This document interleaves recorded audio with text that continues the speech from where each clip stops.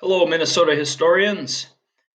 We are going to be starting our next unit, which will be a short one for some of you, as we talk about post-World War II politics and some Minnesota culture or cultural events and people and things like that.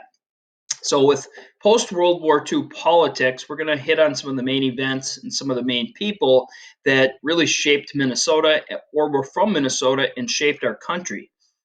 All right. Harold Stassen was, sorry about that. We talked a little bit about him at the end of the last unit. In the 1930s, he became governor.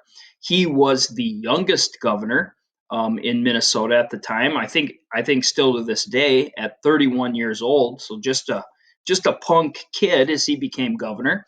Um, the two governors before Stassen had been part of the Farmer Labor Party, and they had supported FDR's New Deal programs.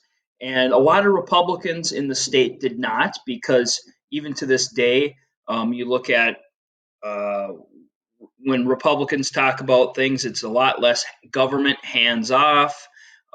It's more, less taxes, those types of things. Same back in the 1930s. Well, 1930s, the FDR and the New Deal program, that was high taxes. That was the government creating jobs, not private businesses. So that was socialism.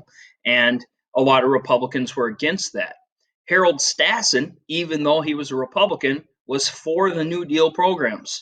He was for a lot of that stuff, but he said, hey, Republicans can run it better than Democrats or better than the farmer labor party. So he was a progressive Republican in the 1930s, and Minnesotans kind of liked that. They liked the programs, but they also liked hearing, hey, I'm going to run it a little bit more fiscally sound than my opponents can. And so he wins, and for a while, Republicans kind of moved to the middle ground and kind of hold a lot of power in the state of Minnesota for a while. They supported things like minimum wage in the state. In other states, oftentimes the Republicans did not support things like minimum wage, unemployment payments, farm price supports to make sure the farmers were being paid a decent wage for their crops, Social Security, and etc. So Stassen really transforms Minnesota politics, and he calls this enlightened capitalism. So it's capitalism, but with a little bit of help. And Harold Stassen becomes a very prominent figure in the country for a while. He was reelected as governor in 1940 and 1942. So he serves 3 terms. And remember, back then a term was 2 years. Now it's 4. He supported FDR's policies, foreign policy as well, and encouraged the Republican Party um, to go against isolationism. And this was even before the attack on Pearl Harbor. In 1943, he resigns and he joins up in World War II. After World War II, he's assigned to a committee that was responsible in creating the United Nations. And so here is Harold Stassen on Life magazine, March 1st, 1948. He signed the original charter of the United Nations that was signed and created in San Francisco in 1945. And when he died, he was the last signee on this charter that was still alive. And he was a young guy to be on there. He was doing a lot of things in his 30s and 40s. Stassen ran for president 9 times, only in the Republican primary. So primaries where you see like 9 or 10 Republicans or 9 or 10 Democrats up on stage debating. Oftentimes it's not 9 or 10 of them. It could be 2 or 3. The last few elections we've had, there's been a lot running either as a Republican or Democrat in the last 2. Stassen ran 9 times. His best chance was probably 1952, but when Dwight D. Eisenhower, World War II hero, decides to run, Stassen pulls out of it. But he was a very important figure for a long time. Now he's kind of forgotten by younger generations, but um, if you ask some of your grandparents, they might remember him. If you have a great grandparent that's alive, they might remember him, or older people in their 80s probably remember Harold Stassen. What's it? What do I got here? Stop Stassen in 1980 for the 8th time. If you go up to the Minnesota Department of Revenue, the building they're located in is named after Harold Stassen. Here is another major figure in Minnesota politics, Hubert H. Humphrey. Maybe one of our most famous politicians or one of our most decorated politicians. Um, he was a very influential liberal leader of the 20th century. He was from South Dakota, but he graduated from the University of Minnesota. And then he left Minnesota and studied political science in Louisiana. And he came home to be a lawyer. But while he was in Louisiana in the 1930s, he saw how African Americans were being treated. And he saw they were being treated as less than citizens, less than people down there. They weren't being given all the rights that they should have as American citizens. And that really influences him in the future. And we'll learn more about that. He runs he's a lawyer, but he runs for the mayor in Minneapolis and almost wins, which would have been a major upset. At this time, Republicans tried to recruit him over to their side. You know, we still had three political parties: Republicans, Democrats, and the Farmer Labor Party. And Humphrey was a member of the Democrats, and he stuck with the Democrats. But Republican leaders at the time were like, "Hey, here's a guy that can do something." In 1943, FDR was not looking favorable in the polls. Minnesota needed to win, and one of the things you'll see is the Farmer Labor Party and the Democratic Party merge into the the DFL, and it was Humphrey's idea to keep the FL, the Farmer Labor Party, in the DFL. And so if you look at a Minnesota ballot and you're looking at a Democrat, next to their name, it won't just say Democrat, it'll say Democrat Farmer Labor Party. If you go to any other state, it just says Democrat. So even if you're running for governor in our state and you're a Democrat, it says DFL next to your name. So that's different. We're the only state that has that.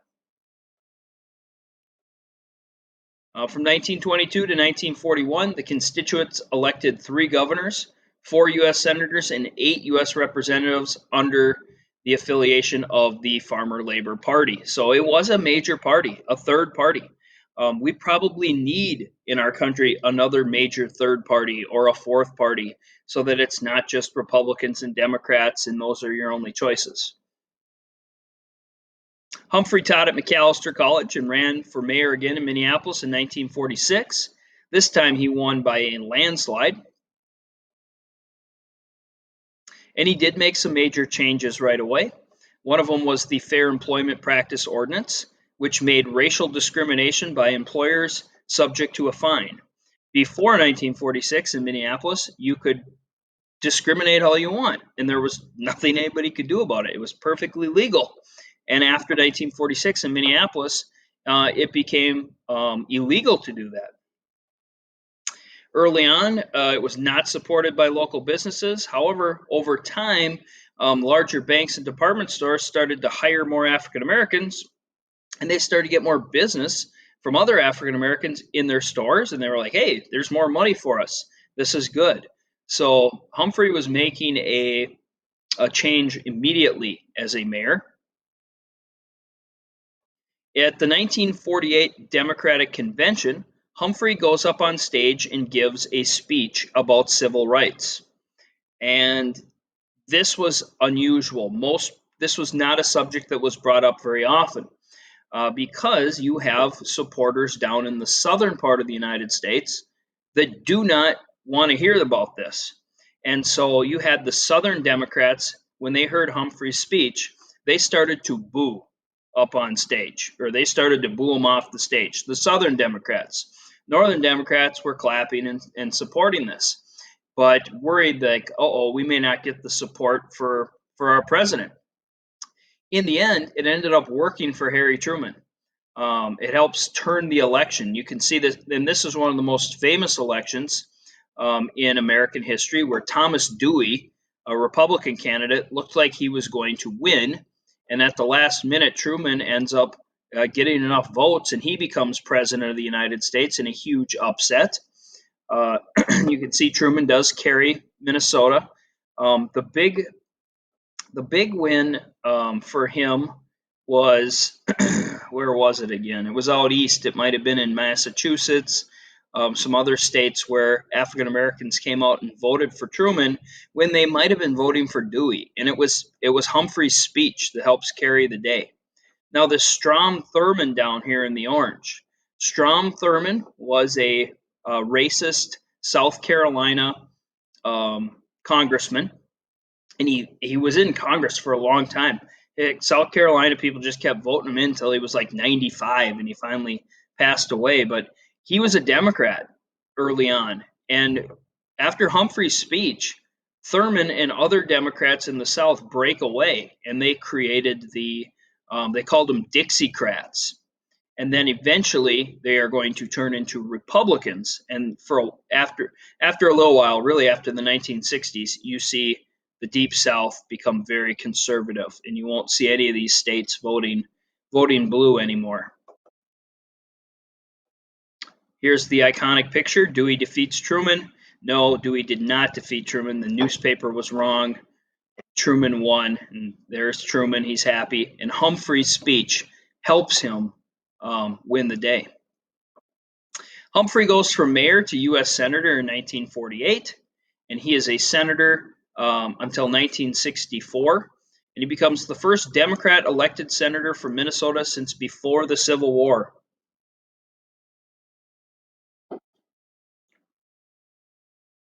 Throughout the 50s and 60s, he kept bringing up the civil rights and voting rights for African Americans, but nothing was being done. Here you can see Humphrey with Martin Luther King Jr. It was something that nobody wanted to touch, because then all of a sudden you would make them mad and make certain people mad, and you wouldn't be able to get their votes for other things. So it wasn't something that really you saw Truman or Eisenhower really talk about throughout the 1950s or early 60s. Humphrey throwing out the first pitch. Throughout the 1940s and 50s, Republicans really controlled the state. Stassen's enlightened capitalism helped with that. The DFL would eventually win a few elections, but really didn't do anything different than the Republicans were doing. Orville Freeman was a famous politician from Minnesota. He was one of the founders of the DFL. He was governor from 55 to 61.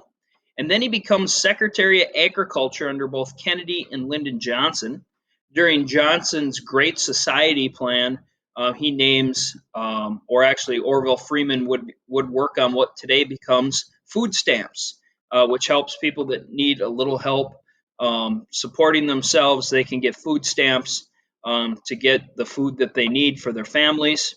And that was created under Orville Freeman and Lyndon Johnson. So Minnesota guy doing that, something that's still around. Throughout the 50s, 60s, and 70s, we see kind of a flip-flopping between Democrats and Republicans in our state. It kind of just swings both ways, right? Truman was a Democrat, and he won in 40. He wins in 48. Eisenhower, Republican, wins in 52 and 56. And then in 60, you can see Democrat Kennedy win. So we go from Republican or Democrat in Truman to Republican in Eisenhower to a Democrat in Kennedy. Lyndon Johnson is going to win. His vice president is Hubert Humphrey. And so Minnesota votes Democrat again. Look what happens to our electoral votes, though, and our number of representatives in Congress. Other states start to increase their population more than us. We go from 11 to 10 in 1964. Wisconsin had one more than us, then two more than us. Iowa, their population's really going to drop. They're going to really lose votes. 68, Minnesota votes for Humphrey, who was running for president. And we'll talk about that in a second. 72, Minnesota and most of the country votes for Richard Nixon. I believe that was the last time Minnesota voted for a Republican. The last election, though, was very close. President Trump did not lose Minnesota by many votes, so the next election could also be very close in our state. But if Minnesota does vote for President Trump next fall, that would be the first Republican to win Minnesota since 1972.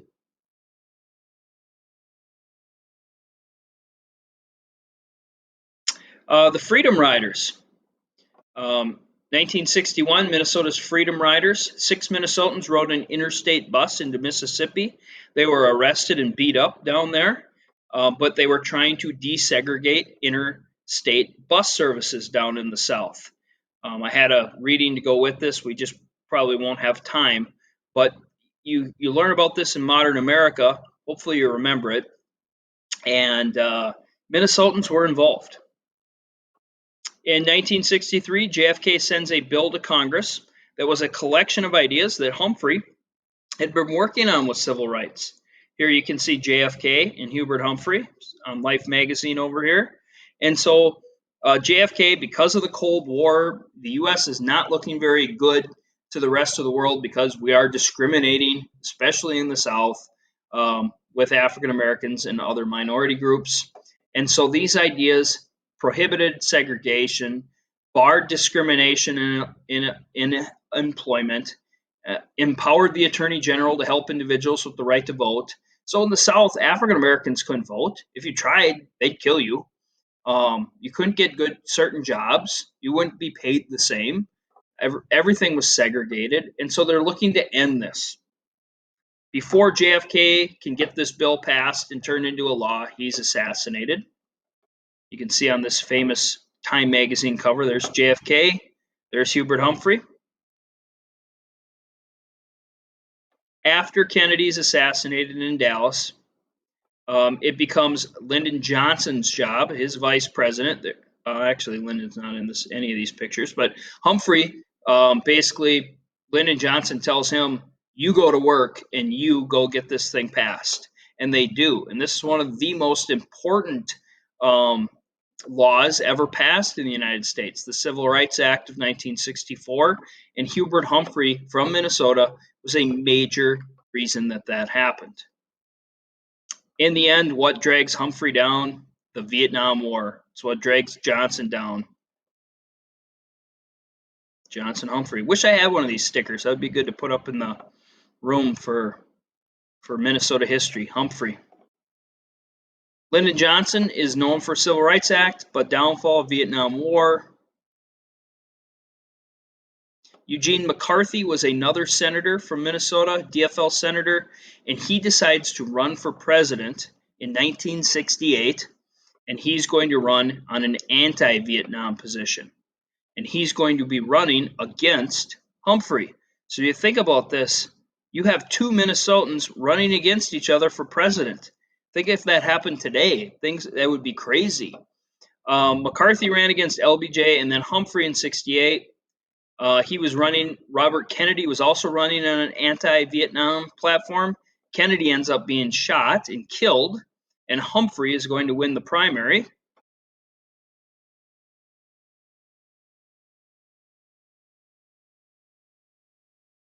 And in the end, probably what costs Humphrey the election is he does not say anything bad about Johnson in the Vietnam War. He just stuck to his guns and supported Johnson in the Vietnam War, even though he shouldn't have, and Johnson even told him not to, but he does. And Richard Nixon becomes president. And you can see in 68, maybe Minnesotans would have voted for Nixon, but Humphrey was from our state, and they voted for Humphrey.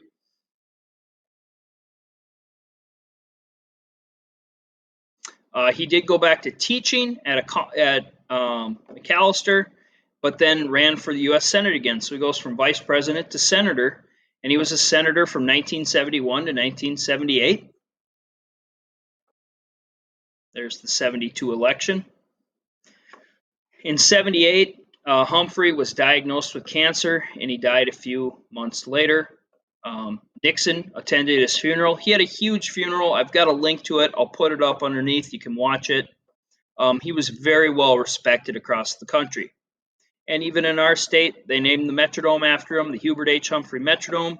I sure missed that place. I liked it. I mean, Target Field is nice. U.S. Bank Stadium's nice. The dome was kind of a dump, but it was my kind of dump. the metronome. Last thing we'll talk about today, Roy Wilkins, kind of a forgotten figure in the civil rights movement. He was the executive secretary, he was the executive director of the NAACP. He fought for, you look at the years that he was working in the NAACP as a director, 1955 to 1977. You talk about all the different things that were going on in our country from 55 to 77. The murder of Emmett Till. You talk about the Little Rock Nine and desegregation in the South, the March on Washington, the March on Birmingham, Selma when they're crossing the bridge. All that stuff is happening, including the Civil Rights Acts that are being passed. And Roy Wilkins, graduate of University of Minnesota in 1923, was in the thick of all of that. He was a major, major player in getting things done in our country, a very important person. And in our state, we do have a few things named after him. There is Wilkens Hall up at the University of Minnesota. It's a dorm. Some of you might stay there if you go to the U. There is Roy Wilkens Auditorium, which is connected to the Xcel Energy Center. So you can't see it on here, but if you go past this little guard booth, there's usually a security guard sitting in there. The Xcel is right over here. And then this is Roy Wilkens. And there's Roy Wilkens. I believe they have the state gymnastics in this Roy Wilkens Auditorium, but there's concerts, there's all sorts of things that go on there. And that's where we'll stop. We will talk about Walter Mondale at a later date, another big-time politician from Minnesota. And I will have some links that go with this that you can view.